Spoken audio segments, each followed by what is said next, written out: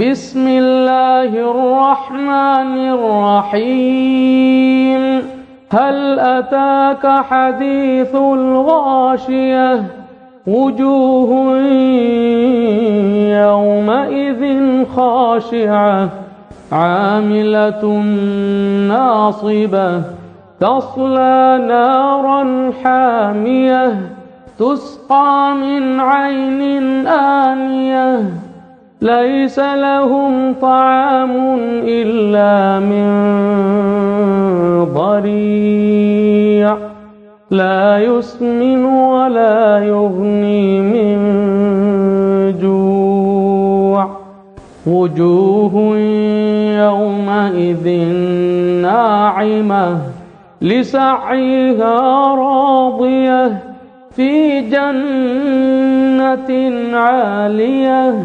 لا تسمع فيها لاغية فيها عين جارية فيها سرر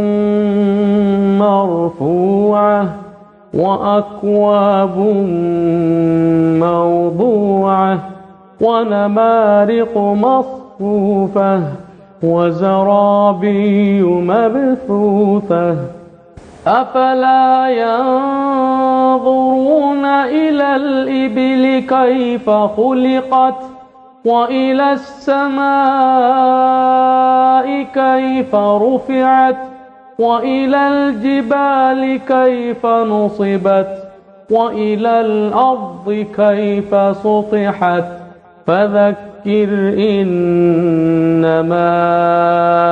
أنت مذكر لست عليهم بمسيطر إلا من تولى وكفر فيعذبه الله العذاب الأكبر إن إلينا إيابهم ثم إن علينا حسابهم